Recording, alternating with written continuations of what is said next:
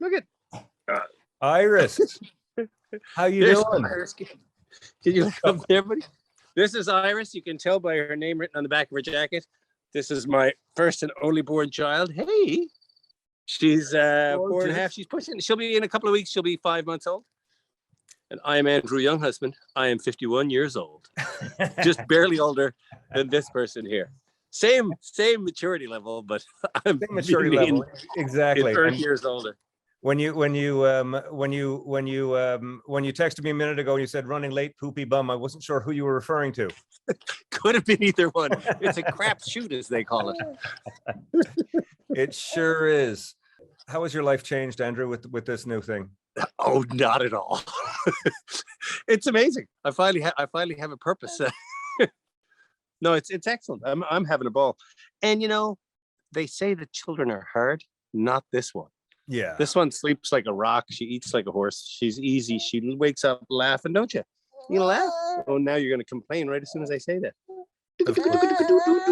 She's got also worthy of note, I have COVID, Kate has COVID, and while we didn't stick anything up this one's nose, she has COVID for sure. Right. It's best to just assume that. Converse on the kid and everything. Of course, why not?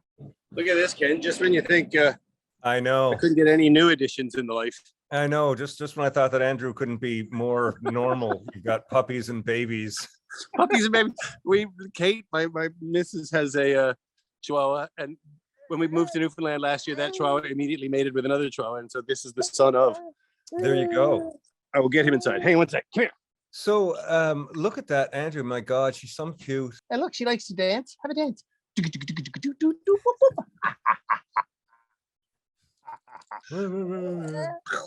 You okay? She flies. She flies. Oh, she flies. She stands up. She stands up and flies, don't you? We'll sit here. We'll pop in your pacifier and everything. Oh my. She just ate. We tried to get all ready, and then she had a big explosive poop. There you go. Hey, we're gonna answer questions. You're gonna learn a lot about your old man. Yes. Maybe, I don't know. You're gonna learn more about Ken. How does it feel to be having a child at 50? Well, I don't have anything to compare it to. It feels really kind of natural and good. Like, I worked so hard and so much that I don't know how I would have been able to turn down the jobs I had. Yeah. And I wouldn't have been there. But I literally wasn't. I always wanted kids, but I was kind of never ready. And then when I met Kate, we were all good. And we met days before COVID began, and ran away, and then went and hid at my cottage in Ontario. And we kind of started living together immediately. Literally, we'd known each other for a couple of weeks before we were living in isolation together. And similarly, last year we came to Newfoundland to hide from COVID, around Christmas time, and we forgot to leave. So right. That we stayed here for a year, and then we moved here just a month ago. Come here, little lady. Oh, you're so misrepresenting yourself. You're not like this. Being basically, I don't like the word retired because I don't really think I am, but I haven't worked in 3 years, and I'm in my 50s, so maybe I am retired. I'm starting to go through that as well, thinking maybe this is early retirement or something. Yeah, exactly. And so being retired and getting to play with her every day, and Kate's a painter, so she's working pretty much every day, and it's fun. I'm a stay-at-home dad essentially, and it's good. I got no complaints, and we're living in a town with less than 100 people. We're building a house. It's life is good. Now you're out in New Melbourne, right? Yeah. On the sort of, that's on the north tip out of Conception Bay way. Trinity Bay, yeah. We're halfway between Heart's Content and Old Perlican. Okay. So beautiful area up there. Beautiful area. 2 hours outside of town. I had a house here. The house that I had a house we're living in now since I was 20 years old. When my grandmother died, I got left $5,000 in the will, and I bought a house in Newfoundland those days. You know what it's like.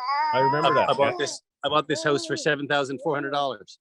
Not in a incorporated town. There's zero property tax. I've never had a deed. I don't have a survey on the land. I handed a guy $7,400 as a 20-year-old, and he handed me the keys, and I've never seen him since. That's amazing. Yeah. And is this where you're building now? We're building literally I could throw a stone and hit the land. We're building up the hill right here. That's incredible. What's going on in the background there with the spur? How'd you get that? Ash Billard was the final owner of the spur. Yes, must have been, because that's why. I went through a few hands, and then Ash was the owner. And when he shuttered it, or at least when he walked away from it, he threw that sign in his basement. And when he moved up to Labrador a couple of years ago, he was like, I don't know what I'm going to do with the spur sign. I'm like, well, I got nothing but room. Give me the sign. And today, when I was like, I should do some set dressing if I'm going to see it. Like, where am I going to shoot this? It's like, Shag, it's a nice day. And then I was like, I got the spur sign. I'll put that out. So that's the actual sign from the spur. Every, curmudgeonly St. John's drunken alcoholic artist who still wanted to argue about stuff went there at 1 midnight. They locked the door off at 2. You could smoke hash in the little back thing where the payphone was. And Yep. yeah. Oh yeah. I once saw Janet Spence in the spur telling off cops, like, what are you going to do? Fucking arrest me for smoking hash? Go ahead. Take a little old lady into the fucking cop shop, you bunch of dicks. I was like, oh my God. And then they said, oh, Jesus, okay. And they just turned around and left. That's the kind of place the spur was. She was a great lady, but yeah, I could see her telling that to the cops pretty quickly. Oh yeah, smoking hash rolled in literally oregano because she didn't like the tobacco. It was too unhealthy. Yeah, and like, I know it's Whiskey Wednesday, but I'm kind of off the whiskey, being a dad and stuff. So it's hard to maintain the level of alcoholism that we live at when you have children. It kind of sobers a bit, It was hard when I was single, Ken, but now it's downright impossible. I just don't want it anymore. You know what I was like. I didn't really have an off switch, and I turned it on every night. So yeah. Me and Kate have had a few discussions about it, and so Charlie, of all the things, right? I tried cutting back a million times, and it never really worked. And I even bought a couple of self-help books on how to, cut back your drinking. And Charlie Tomlinson said, "You're really paying money for books?" And I said, "Yeah." He went, "Do any of them say don't buy it?" Yeah. I was like, he goes, "You buy it when you're sober, right? And then you drink it when you're drunk." I was like, exactly. He goes, "Yeah. Well, if you don't bring it in the house, where's it going to go? Like, it's not going to go in you. It's not there." So that was a pretty simple lesson to figure out. So yeah, so I don't buy it. And wise words from Charlie, kind of gone away. What? Wise words from Charlie. Yeah, always. I love Charlie. Show Ken how you dance.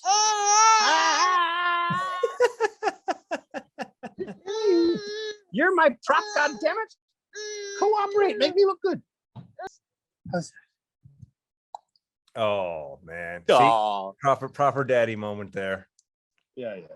We actually at some point along the line, Caitlin, our eldest, she wouldn't take the whatever you want to call it, the pacifier, but she started dumb tit, as we call it out here. The dumb tit. Yeah, she started going on the pinky, right? So you can hold her and put the pinky in the mouth, but then she got so into the pinky. I remember driving, like, we used to do the big trips in the trailer, and Caitlin was still a baby in the seat. And I'd be driving with my arm back to the car seat and the seat behind me, trying to keep the pinky in her mouth, right? So she won't whine. I'm experiencing that now myself. Probably, out of the entire gang of folks that I know, you've had such a massive, like you headed out, you started in theater, and you headed out, at the same time as Rick and Ashley and Christine and everybody. And you sailed around the world on the tall ships. You made a TV show out of it. Then you started the Canada's Worst series, The Drivers and The Handyman, Don't Drive Here. You've had all these crazy TV shows, and you're one of, like, you're a pretty highly rated Discovery Channel artist for all intents and purposes, right? Like, you had a massive run there. I was the guy on Discovery Channel Canada for a while. Yeah. And you ran that, and you ran that, and you ran that, and now you make pizzas in a stone oven. Yeah, raise your kid and drink jockey in the backyard. Yeah, exactly. I pared it back a little. I embraced the less run around. Like, I was always so super ambitious, and I got stuff done, and I got lucky a few times, but I was always chasing. Like when I got that gig sailing around the world, I forced my way into that job. That job didn't come to me. I didn't audition for it. I heard that it was going without a host, and I wrote like a 10-page letter about why I should be the host. And then I got a call, and they talked to me, and it was like, they were going to send it no host. It was supposed to be a hostless show. You hear me? Yeah. It's technology. I don't understand. I'm doing this on my phone, and somebody's calling. Oh, there you go. Are you back? Yeah, there you go. You're back. Look at that. So like, I was always super ambitious. So I wrangled my way into that. I wrangled my way into other jobs. I hosted like a food documentary series when I was in my early to mid 20s. And then blah, blah, blah, blah, blah. When I got the Worst franchise, I met a guy named Guy O'Sullivan. He's who gave me that job. And we just clicked immediately. And that's when I mean, I was always working before then, but that's when I really took off, moved to Toronto. And then I got hired in so many of the jobs I've gotten. Been hired as the host, and then I've taken over all the writing. Right. And so with Worst Driver, I took over the writing immediately. Like I read the first scripts and we're like, I just don't like this. And then I actually lectured the boss on the first edit of the first show. And he said, okay, write it down, like give me a paper edit of the way you'd cut the show. And I wrote this like 50-page document about like, cut here, cut there, change this, move this whole thing into act one. I would do this instead of that, and blah, blah, blah. I think the introductions of the characters are in the wrong spot. We'll do this and that, blah, blah, blah, blah, blah. And then he fired the writer, and I became the overseer of the edit suite. And so I became the producer, and same thing on Worst Handyman. And so those things ran back to back. 6 months of one to make one to get it in the can, and then immediately 6 months to the other one. And I did that for 6 years without a break.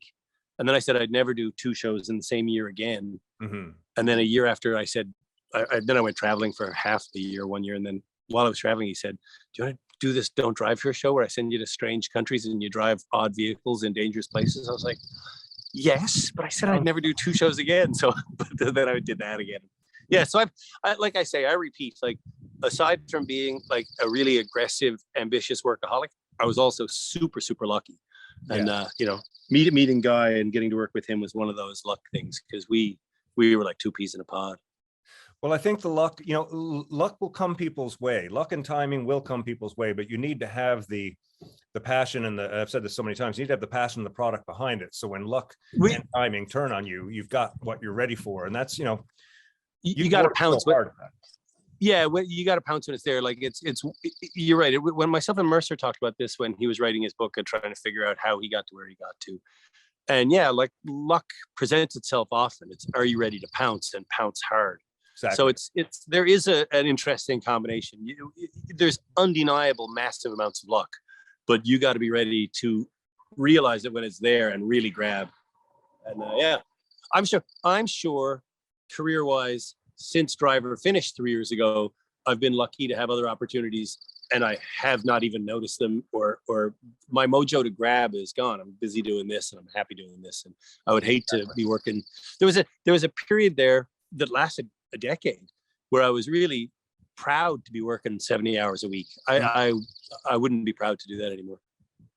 I hear you on that. I mean, I used to be proud of doing, 250, 280 concerts a year all the way from absolutely home. The idea of doing that now is ridiculous. Yeah. But when you're 18, that's literally your dream. And then when you're 35, you're living that dream. It is a dream come true. It is exciting and excellent, and not even no regrets. Like people saying, be sure you enjoy this. And I'm like, what are you talking about? Enjoy it. I've waited, this is it. I'm thrilled to be here. Thrilled, right? And I was thrilled. And now I wouldn't, we change, like you say, I'm in my 50s now. Yeah. And you've got more important things to keep your hands busy. Kate Domina. Is your last name Domina or Domina? Domina. Kate Domina. And she go by Kate or Kat? Kate. Okay. She is an artist. I'm going to throw some of her pictures up. I've been following her since I met you. Man, what cool stuff she does. Amazing. She's rep by like 4 galleries in say again? Full-time artist all the time? Oh yeah, full-time all the time. Yeah. When I met her, she was doing 50% of her work was for gallery stuff, and 50% was for commissions, people paying her to paint in her style portraits of their families or kids usually. So they weren't like perfect representations of the kids. They were representations of the kids in her kind of weird, fantastical style. Yeah. In the 2.5 years we've been together, she's really intentionally slacked off of the commission pieces, and has been focusing more on her fine art and supplying galleries and stuff. She's got a gallery called Haven out of New York, Long Island, New York, that is literally one of her favorite galleries. And she kind of sniffed around them, and then they reached out to her and said, we should rep you as well. Like I say, I think she's repped by 5 galleries, one in BC, 3 in Ontario, and the one in Long Island. But yeah, so anyways, yes, full-time painter, 100%. Like pregnant, newborn, not pregnant, morning, evening, doesn't matter. That woman's painting. That's good. I mean, that's, It is. And she's slightly younger than us, right? Well, she could have a baby. Yeah. So she's still in those drive work years a little bit and being a mom, right? Yeah. Yeah. No, she's totally work driven, which is interesting, like dynamic for us, because I still do have enough drive that I want to work again, but I'm in no rush, and I'm certainly not looking for work. If something fell from the sky, I'd be happy, but I'm not looking. But she's motivated to get up and work every day. Whereas like 20 years ago, if I didn't have a job, I was up, I was writing pitches, I was working on something, even like I would be working on like a crappy film script that I knew wouldn't get made, but just to keep the wheel greased, like just try to figure out why my film script was crappy. Even that alone, even when I was writing stuff that I knew was terrible, focused on getting to the point where I could write the end on it. I'm just not anymore. But so I'm doing more of this, and she's doing more of that. Well, that's cool. I did a lot of that when Allison, like when I wasn't on the road, I shut off Ken Tizzard musician, and I became Ken Tizzard, carer for 2 children. And I really enjoyed that time too. It was an amazing time in my life. I mean, that was totally, I was 20 years ahead of you on having kids, but I can't imagine having them now. But you sounds like you've got a great situation out there with you and the girlfriend. I almost said wife, but you and Kate and the kid. We call each other husband and wife. Yes, and you got the 1 pup or the 2 dogs? 2 dogs, two dogs that combined weigh less than this 5-month-old child. And which one likes to clean the baby's teeth? I saw that video recently. I thought that was that's Thundercat. Thundercat, named after the bass player. You should appreciate. Mm-hmm. Thundercat. Mowgli's the older dog, and Mowgli, he's not one of those like angry, resentful dogs of the baby. You know how like people bring babies in and sometimes the dog resents them? Mowgli's like, and after a week he was like, fuck, is she still not left? Like, when is she leaving? whereas Thundercat was just like, wow, we got a new toy. This is awesome. Thundercat loves her. And, like, they sleep together and wrapped up, and like, when Thundercat goes to lick her face, she opens her mouth. Yes, I saw that. Yeah. Like if I open something like a bag of chips, Mowgli will come running because he hears the crinkle and associates it with food. If she spits up, Thundercat comes running because he associates that with a good place to lick. Seriously, he's like, oh, all right, feeding time. Dogs are great for that. Yeah. Is she sleeping there now? She's having a sleep? Oh, she's asleep. Yeah, she's out like a rock. Yeah. That's awesome. Yeah. So you missing Ontario at all, or are you just so damn happy to be back home?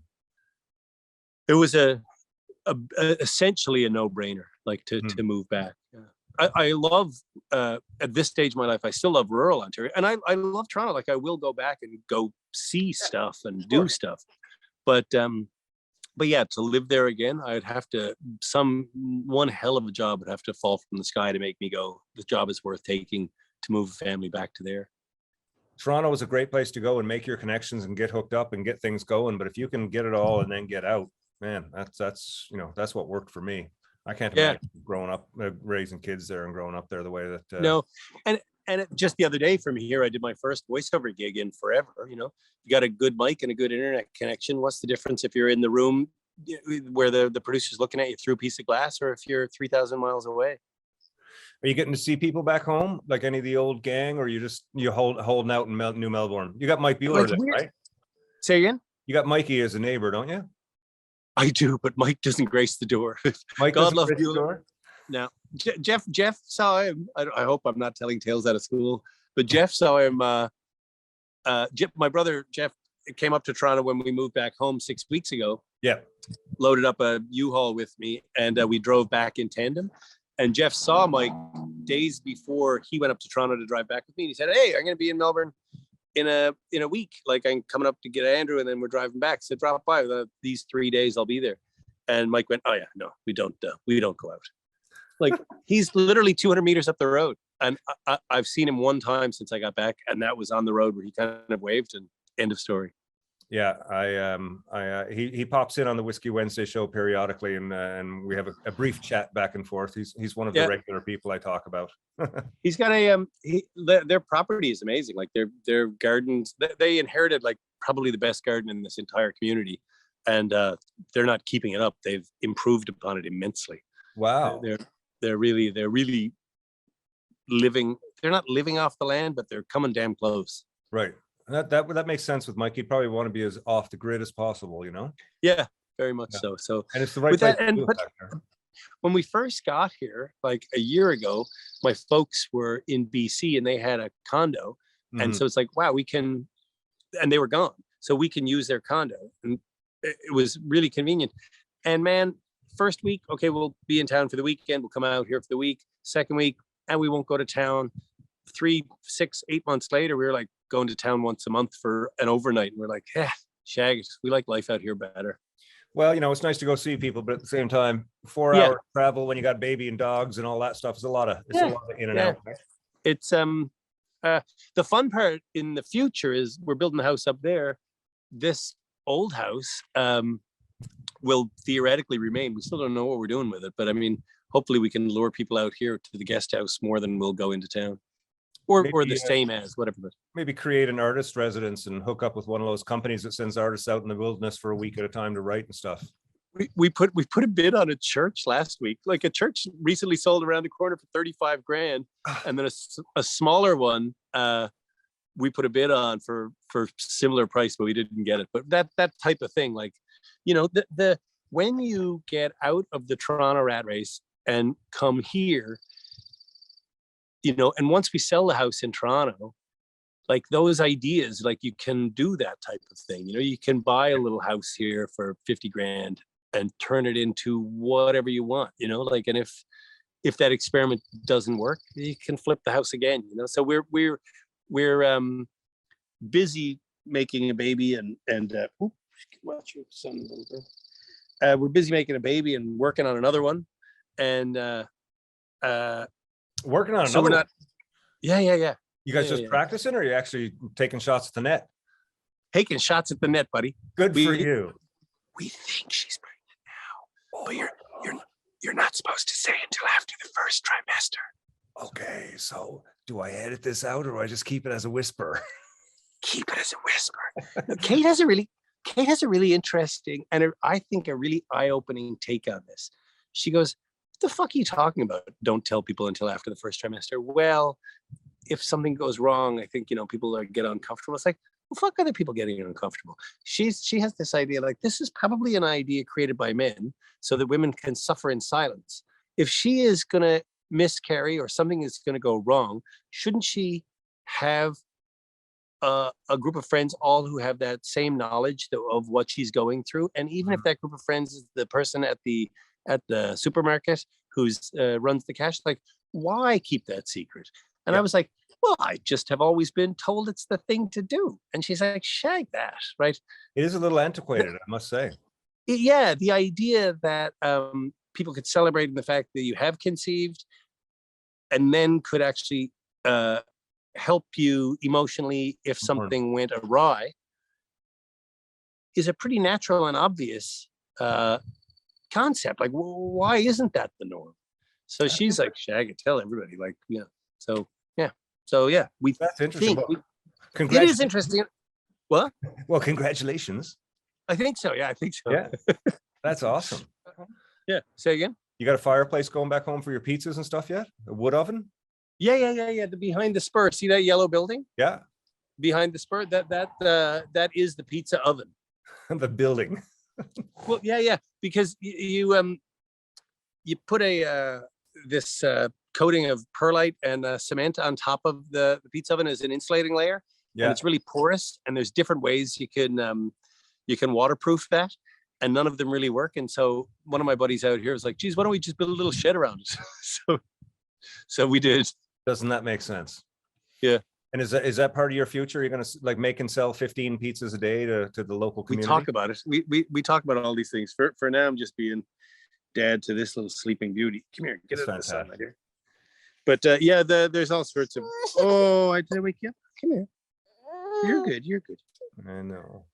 We talk about all that. So we might go in the pizza business. We might go in anything, you know. We're easily amused, and we're a little bit like, you know, you show us like we're crows, you show us something shiny and we're like, ooh, you know, we bought a book on artisanal cheese making yesterday, or like a week ago, and now we're totally turning the house into a cheese fucking factory. Totally. It's like we haven't even made a bowl of ricotta yet. Is ricotta the easiest cheese to make? Yeah. But we made ricotta a few times on the mainland, yeah. Oh man. Yeah, I've always enjoyed your cooking. Every time I've been by at dinner time or even after dinner time, you managed to simply just whip up like pork chops with braised apple and stuff. It's like, what the fuck? You've always been big on that. So I'm glad that you've got yourself a nice big cooker back there. That's fantastic. I can fry a pork chop, it's true. Yes, you can. It's quite You good. see here, do you want the tour of the pizza oven? Let's do a tour of the pizza oven. That'd be fun. If it's not too much hassle for you. I know the baby's No. Come here. Let's see if how much I wake up the youngster. Hang on. Now you're gonna see the come here, baby. Come here.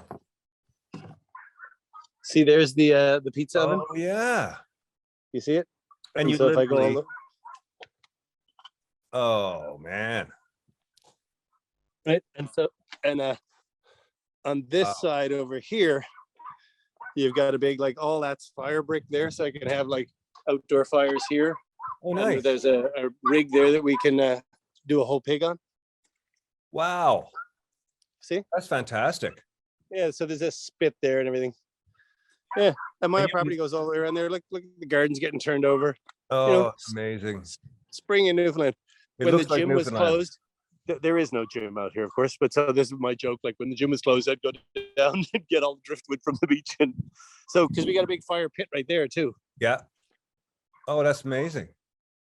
Yeah. So. Wow. What a spot you got there, Andrew. Oh yeah. Amazing. You hear me? It says. I got the video. I don't have the camera anymore.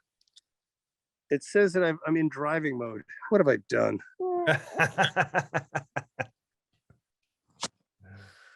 Safe driving mode. Well, Andrew, I want to thank you for your time today. You've got your bung shirt on, which is totally appropriate, and you got your baby with you. Yeah. Oh my God. Now it's Irish. What I was looking online. It's Irish, and then it looks like IIZE. Is it ILZE?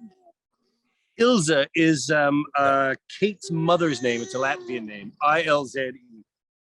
Excellent. I couldn't tell if it was Ilza or Isa, and I was thinking Irish Isa, Irish eyes. That makes sense. An Irish Ilza, is smiling. Yeah. Yeah. Ilza. Well, that's wonderful. It's great to see you. Hope all is good back home in Newfoundland. It sounds like it is. Everything's great. Trying to get back this fall. It looks like I was talking to Music NL. They might have something happening with the awards show, so I might time it back with my Ron night at the Ship, which is usually in September or October sometime. So I will be there with bells on. Come here, you. Pass on my love to your lovely wife and the dog. And I will. Back to being a dad there, buddy. It's so good to see you. Look happy, man. It's great. It's good to see you. Yeah, I am happy. Things are good, man. You look happy and healthy. It's nice. It's nice. Yeah, it's good. Yeah. Fantastic. Well, I'll talk to you again before too long, my friend. You're looking wonderful, sounding great. You got the old theater on the back of the baby. You've got everything set up there, man. You're living life grand. All good, bye. Yeah. Good to see you, man. You look good too. Talk to you before too long. See you. See ya.